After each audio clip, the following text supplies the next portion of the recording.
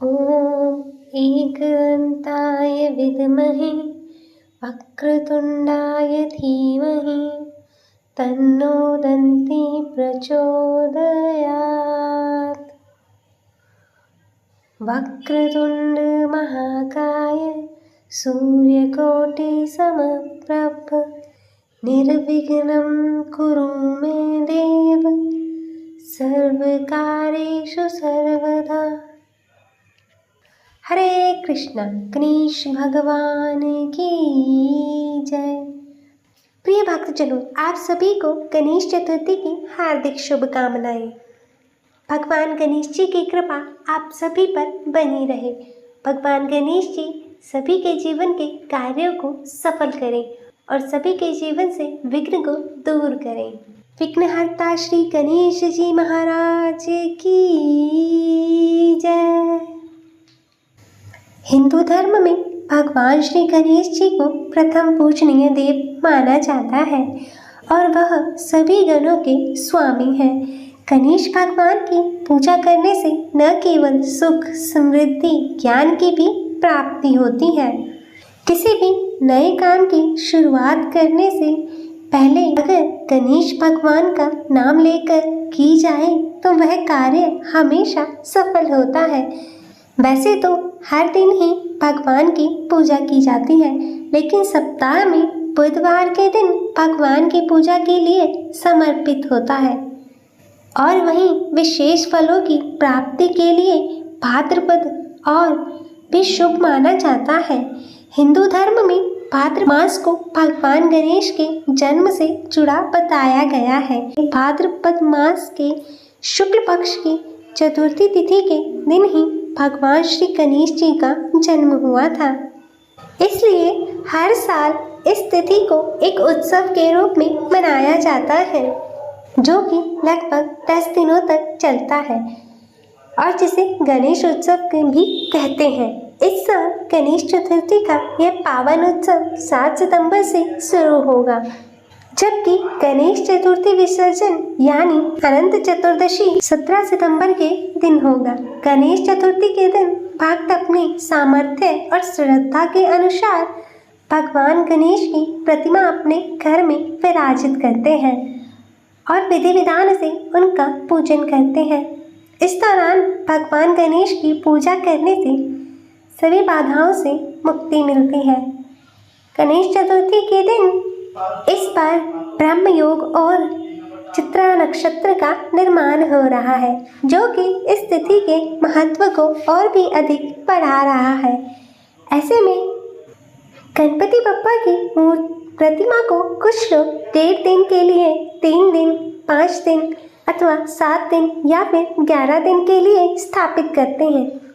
भाद्रपद के शुक्ल पक्ष की चतुर्थी के दिन एक बात का ध्यान सभी भक्तों को रखना चाहिए कि इस दिन भगवान गणेश जी की पूजा करने के बाद रात के समय चंद्र देवता के दर्शन नहीं करने चाहिए, क्योंकि ऐसा करने से झूठा कलंक लगता है। गणेश चतुर्थी के व्रत में भगवान गणेश जी के साथ चंद्र देवता की भी पूजा की जाती है, तो इस दिन रात को चंद्र देवता को अर्घ्य देते समय चंद्रमा की ओर ना देखें, बिना ही उनके दर्शन किए उनकी पूजा करनी चाहिए तथा अर्घ्य देना चाहिए। आज के दिन गणेश भगवान की प्रतिमा को पूरी तरह से लाल या पीले वस्त्र से ढककर घर के अंदर लाना चाहिए। जिस प्रतिमा में गणेश भगवान की दाईं तरफ सूंड मुड़ी हुई हो और उनके हाथ में लड्डू या मोदक विराजमान होते हैं, ऐसी प्रतिमा की पूजा करने से बहुत ही शुभ फलदायी होती है। गणेश स्थापना के समय पर घर में किसी भी प्रकार का तामसिक भोजन नहीं बनाना चाहिए, केवल सात्विक भोजन ही बनाना चाहिए और गणेश भगवान जी को भी तीनों प्रहर का भोग भी लगाना चाहिए। शिव पुराण के अंतर्गत रुद्र संहिता के चतुर्थ खंड में यह वर्णन आता है कि माता पार्वती ने स्नान करने से पूर्व अपनी मैल से एक बालक को उत्पन्न करके उसे अपना द्वारपाल बना दिया। जब भगवान शिव जी ने प्रवेश करना चाहा, तब बालक ने उन्हें रोक दिया। इस पर शिवगणों ने बालक से भयंकर युद्ध किया, परंतु संग्राम में उसे कोई पराजित नहीं कर सका। अंत में भगवान शंकर ने क्रोधित होकर अपने त्रिशूल से उस बालक का मस्तक धड़ से अलग कर दिया। इससे भगवती शिवा क्रुद्ध हो उठी और उन्होंने प्रलय करने की ठान ली। भयभीत देवताओं ने देव ऋषि नारद की सलाह पर जगदम्बा की स्तुति करके उन्हें शांत किया और शिवजी के निर्देश पर विष्णु जी उत्तर दिशा में सबसे पहले मिले जीव हाथी का सर काट कर ले आए। मृत्युंजय रुद्र ने गज के उस मस्तक को बालक के धड़ पर रखकर उसे पुनर्जीवित कर दिया। माता पार्वती ने हर्षातिरेक से उस गजमुख बालक को अपने हृदय से लगा लिया और देवताओं में अग्रणी होने का आशीर्वाद दिया। ब्रह्मा विष्णु महेश ने उस बालक को सर्वाध्यक्ष घोषित करके अग्र पूजनीय होने का वरदान दिया। भगवान शंकर ने बालक से कहा, हे गिरिजानंदन, विघ्न नाश करने में तेरा नाम सर्वोपरि होगा। तू सबका पूज्य बनकर मेरे समस्त गणों का अध्यक्ष हो जा। गणेश्वर, तो भाद्रपद मास के कृष्ण पक्ष की चतुर्थी को चंद्रमा के उदित होने पर उत्पन्न हुआ है। इस तिथि में व्रत करने वाले के सभी विघ्नों का नाश हो जाएगा और उसे सब सिद्धियां प्राप्त होंगी। कृष्ण पक्ष की चतुर्थी तिथि को रात्रि में चंद्रोदय के समय गणेश तुम्हारी पूजा करने के पश्चात व्रती चंद्रमा को अर्घ्य देकर ब्राह्मण को मिष्ठान खिलाए। तदुपरांत उसके पश्चात स्वयं भी मीठा भोजन करे। वर्ष पर्यंत श्री गणेश चतुर्थी का व्रत करने वाले की सभी मनोकामनाएं अवश्य पूर्ण होती हैं। तो बोलिए विघ्नहर्ता श्री गणेश जी महाराज की जय। आइए अब सुनते हैं मनोकामनाओं को पूर्ण करने वाली गणेश चतुर्थी की एक और पौराणिक कथा। भाद्रपद मास के शुक्ल पक्ष के गणेश चतुर्थी को चंद्र दर्शन नहीं करनी चाहिए, क्योंकि इस रात्रि को चंद्र दर्शन करने से झूठे आरोप लगते हैं। श्रीमद् भागवत पुराण के अनुसार एक बार भगवान श्री कृष्ण ने शुक्ल पक्ष के भाद्रपद चौथ के दिन चंद्रमा के दर्शन कर लिए थे। तब उन पर भी स्यमंतक मणि चुराने का आरोप लगा था, जिससे मुक्ति पाने के लिए उन्होंने विधिवत गणेश चतुर्थी का व्रत पूजन किया था। इस संबंध में एक कथा है कि क्यों नहीं करनी चाहिए भाद्रपद मास के शुक्ल पक्ष की गणेश चतुर्थी को चंद्रमा के दर्शन। तो आइए श्रवण करते हैं ये कथा। जब भगवान श्री गणेश को गज का मुख लगाया गया तो वे गजानन कहलाए और माता पिता के रूप में पृथ्वी की सबसे पहले परिक्रमा करने के कारण अग्र पूज्य हुए। सभी देवताओं ने उनकी स्तुति की, पर चंद्रमा मंद मंद मुस्कुराते रहे। उन्हें अपने सौंदर्य पर अभिमान था। गणेश जी समझ गए कि चंद्रमा अभिमानवश उनका उपहास कर रहे हैं। क्रोध में आकर भगवान श्री गणेश ने चंद्रमा को श्राप दे दिया कि आज से तुम काले हो जाओगे। चंद्रमा को अपनी भूल का एहसास हुआ। उन्होंने श्री गणेश जी से क्षमा मांगी तो गणेश जी ने कहा कि सूर्य के प्रकाश को पाकर तुम पूरे हो जाओगे, यानी पूर्ण प्रकाशित होगे। लेकिन चतुर्थी का यह दिन तुम्हें दंड देने के लिए हमेशा याद किया जाएगा। इस दिन को याद कर कोई अन्य व्यक्ति अपने सौंदर्य पर कभी अभिमान नहीं करेगा। जो व्यक्ति आज यानी भाद्रपद मास के शुक्ल पक्ष की चतुर्थी के दिन तुम्हारे दर्शन करेगा, उस पर झूठा कलंक आरोप लगेगा। यदि इसी प्रकार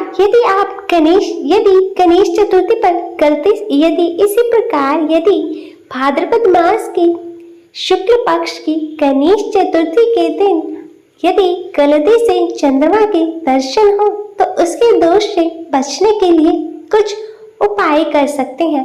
दोष से मुक्ति के लिए सबसे पहले गणेश जी की पूजा करें। उसके बाद पूजा में उपयोग किए गए फल, फूल, मिठाई आदि चंद्रमा को दिखाकर किसी को किसी जरूरतमंद को दान करें। झूठे कलंक से मुक्ति पाने के लिए भगवान गणेश जी की स्तुति करें। आइए अब सुनते हैं गणेश चतुर्थी की एक और पौराणिक कथा। कथा के अनुसार गणेश चतुर्थी की एक और पौराणिक कथा यह कथा भगवान विष्णु और माता लक्ष्मी के विवाह से जुड़ी हुई है। तो आइए भक्तों, तो आप सभी भक्तजन बड़े ही श्रद्धा और प्रसन्न चित्त मन से कथा को श्रवण कीजिएगा और सभी एक बार प्रेम से बोलिए, विघ्नहर्ता श्री गणेश जी महाराज की जय। प्रिय भक्तजनों, आइए अब श्रवण करते हैं गणेश चतुर्थी की एक और पौराणिक कथा भगवान विष्णु और माता लक्ष्मी के विवाह से जुड़ी हुई है। तो आइए भक्तों, तो आप सभी भक्तजन बड़े ही श्रद्धा और प्रसन्न चित्त मन से कथा को श्रवण कीजिएगा और सभी एक बार प्रेम से बोलिए, विघ्नहर्ता श्री गणेश जी महाराज की जय। श्री लक्ष्मी नारायण भगवान की जय। कथा के अनुसार एक समय की बात है जब भगवान विष्णु का विवाह माता लक्ष्मी के साथ निश्चित हो गया। विवाह की तैयारियां होने लगी। सभी देवताओं को निमंत्रण भेजे गए, परंतु गणेश जी को निमंत्रण नहीं दिया गया। कारण जो भी रहा हो, अब भगवान विष्णु की बारात जाने का समय आ गया। सभी देवता अपनी पत्नियों के साथ विवाह समारोह में आए और सबने देखा कि गणेश जी कहीं दिखाई नहीं दे रहे हैं। तब वे आपस में चर्चा करने लगे कि क्या गणेश जी को न्योता नहीं दिया गया या वे स्वयं ही विवाह में नहीं आए। सभी को इस बात पर आश्चर्य होने लगा। तब सभी ने विचार किया कि क्यों ना यह प्रश्न भगवान विष्णु से ही पूछा जाए। विष्णु भगवान से पूछने पर उन्होंने कहा कि हमने श्री गणेश जी महाराज के पिता व भगवान भोलेनाथ को न्योता निमंत्रण भेजा है। यदि गणेश जी अपने पिता के साथ आना चाहते तो वे निमंत्रण में आ जाते। अलग से निमंत्रण देने की कोई आवश्यकता नहीं थी। दूसरी बात यह है कि उनको 1.25 मन मूंग, 1.25 मन चावल, 1.25 मन घी और 1.25 मन लड्डू का भोजन दिन भर में चाहिए। यदि गणेश जी नहीं आएंगे तो कोई बात नहीं, दूसरे के घर जाकर इतना खाना पीना भी अच्छा नहीं लगता। इतनी बातें कर ही रहे थे कि किसी एक ने सुझाव दिया, यदि गणेश जी आ भी जाएं तो उनको द्वारपाल बनाकर बैठा देंगे कि आप घर की याद रखना। आप तो चूहों पर बैठकर धीरे धीरे चलोगे तो बारात से बहुत ही पीछे रह जाओगे। यह सुझाव भी सभी को पसंद आया तो विष्णु भगवान ने भी अपनी सहमति दे दी। होना क्या था कि इतने में गणेश जी भी वहां आ पहुंचे और उन्हें समझा बुझाकर घर की रखवाली करने पर बैठा दिया और बारात चल दी। तब नारद जी ने देखा कि गणेश जी तो दरवाजे पर ही बैठे हुए हैं, तो वे गणेश जी के पास गए और उनसे रुकने का कारण पूछा। गणेश जी कहने लगे कि विष्णु भगवान ने मेरा बहुत ही अपमान किया है। नारद जी ने कहा कि आप अपनी मूषक सेना को भेज दें तो वह रास्ता खोद देगी, जिससे उनके वाहन धरती में फंस जाएंगे। तब आपको सम्मान पूर्वक बुलाना ही पड़ेगा। अब तो श्री गणेश जी महाराज ने अपनी मूषक सेना जल्दी से आगे भेज दी और सेना ने सारी जमीन पोली कर दी। जब बारात वहां से निकली तो रथ के पहिए धरती में फंस गए। लाख कोशिशें करें परंतु पहिए निकले ही नहीं। सभी ने अपने अपने उपाय किए परंतु पहिए तो निकल ही नहीं रहे थे, बल्कि जगह जगह से टूट गए थे। किसी को समझ में नहीं आ रहा कि अब क्या किया जाए। तब तो नारद जी ने कहा कि आप लोगों ने श्री गणेश जी का अपमान करके अच्छा नहीं किया है। यदि उन्हें मनाकर लाया जाए तो आपका कार्य सिद्ध हो सकता है और यह संकट टल सकता है। तब भगवान शंकर ने अपने एक दूत नंदी को भेजा और वे गणेश जी को लेकर आए। गणेश जी का आदर सम्मान के साथ पूजन किया। तब कहीं रथ के पहिए निकले। अब रथ के पहिए तो निकल गए परंतु वे टूट फूट गए, तो उन्हें सुधारे कौन। पास के खेत में एक खाती काम कर रहा था।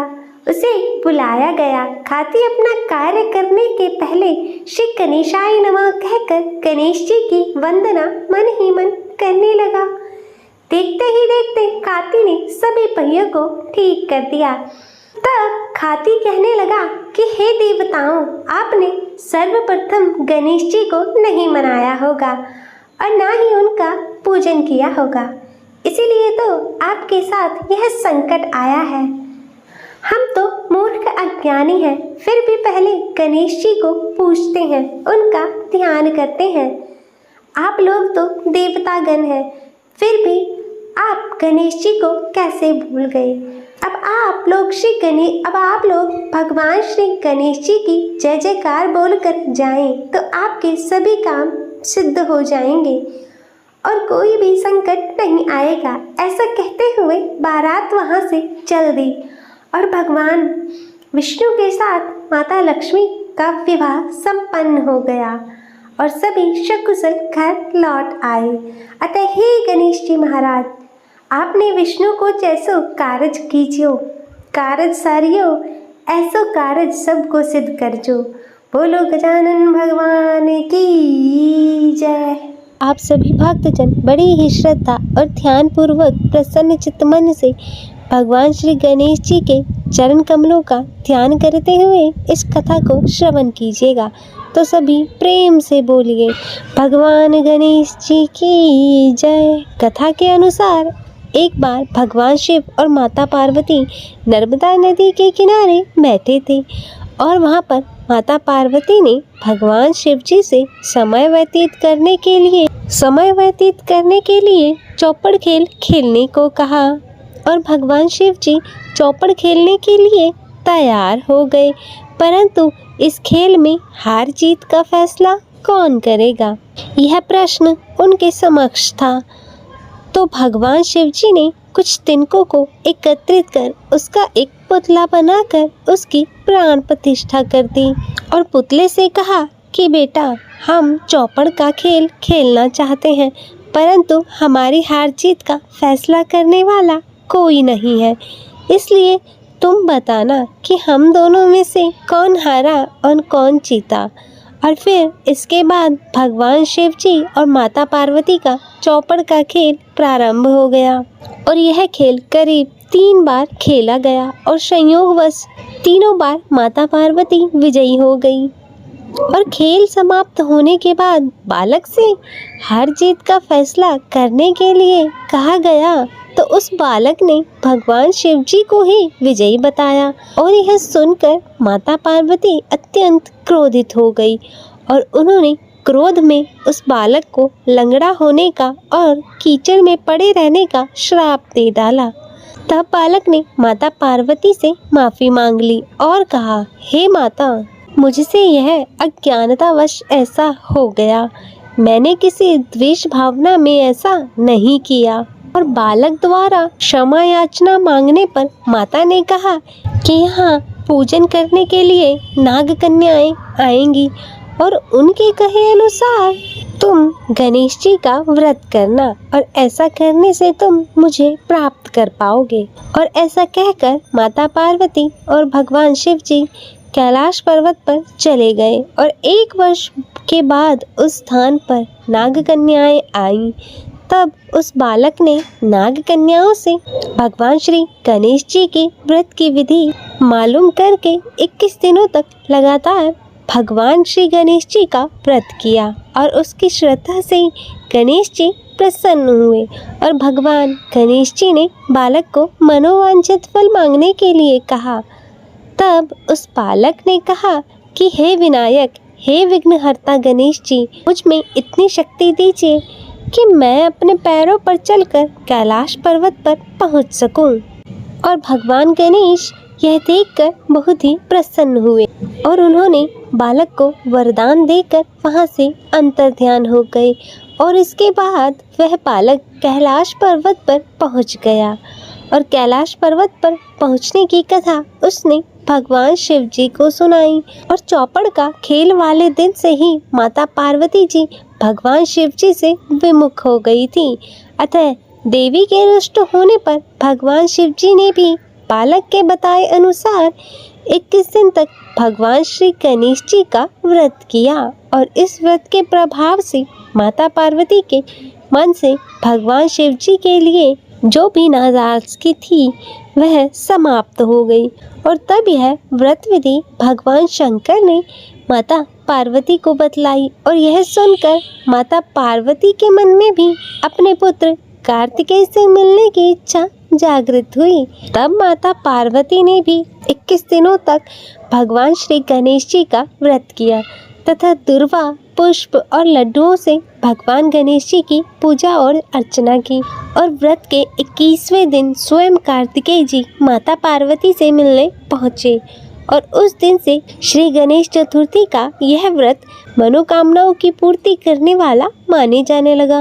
और इस व्रत को करने से मनुष्य के सारे दुख दूर हो जाते हैं और मनुष्य को समस्त सुख सुविधाओं की प्राप्ति होती है।